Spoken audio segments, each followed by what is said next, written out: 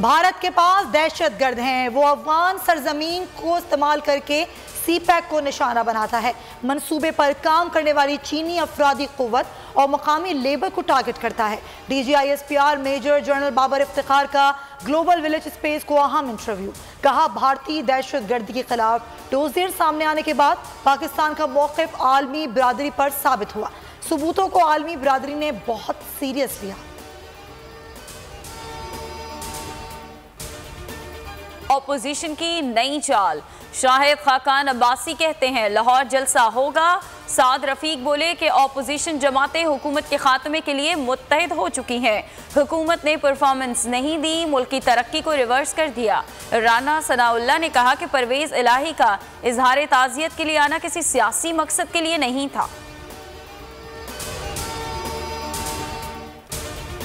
Parliament और executive पर एतमाद करें। दरख्वास्त गुजार तहफ़्फ़ुज़ात पार्लियामेंट और मुंतखब नुमाइंदों के सामने रखें। इस्लामाबाद हाई कोर्ट ने कोरोना के बाइस इज्तिमात पर पाबंदी लगाने के लिए दायर दरख्वास्त मुस्तरद कर दी। तहरीरी फैसला जारी। चीफ जस्टिस अतहर मिनुल्लाह ने रिमार्क्स दिए, हुकूमत कोरोना से निमटने के लिए कौम को मुत्तहिद करे। कोरोना का ठिकाना कराची बना निशाना। मुस्बत केसेस में मौशी हब टॉप पर। शरह 20.12 हो गई। एक ही दिन में 1702 नए मरीज वबा का शिकार। मुल्क में मुस्बत केसेस का तनासुब 8.16 पर पहुंच गया। 24 घंटों में वबा से 39 अफराद जान से गए। कराची जिला वस्ती के मुख्तलिफ इलाकों में माइक्रो स्मार्ट लॉकडाउन में 14 रोज की तोसी। PTI MNF Noor Alam Khan corona का शिकार हो गए। मुल्क भर में कोरोना से निजात के लिए कल यौम दुआ मनाया जाएगा।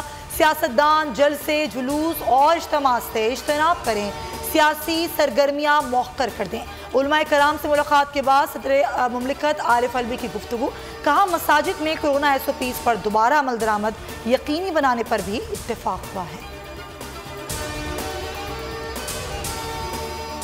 सिंध हुकूमत ने पाकिस्तान स्टील मिल्स पर कब्जे का इशारा दे दिया। सईद गनी कहते हैं कि स्टील मिल को चला सकते हैं। हजारों अरब रुपए की जमीन है, वफाकी हुकूमत से ड्रामा कर रही है। कहा, पीपल्स पार्टी बरतरफ मुलाजमीन के साथ खड़ी है, एहतजाज से मना नहीं कर सकते।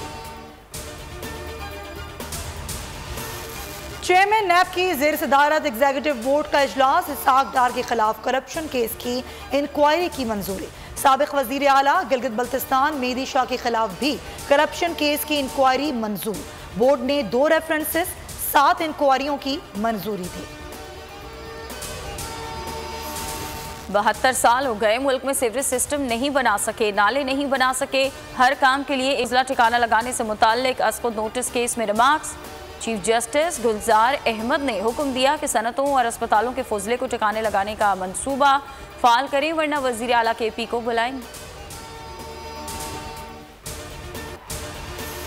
मीर जफरुल्लाह जमाली का जस्तखाकी रुझान जमाली पहुंच गया। नमाज जनाजा आज शाम 4 बजे अदा की जाएगी। साबिक वजीर आजम दिल का दौरा पड़ने के बायस रावलपिंडी के अस्पताल में जेर इलाज थे। सदर, वजीर आजम और आर्मी चीफ का इजहार ताज़ियत। डेरा यार, औस्ता मोहम्मद समेत तमाम छोटे बड़े शहर सोग में बंद।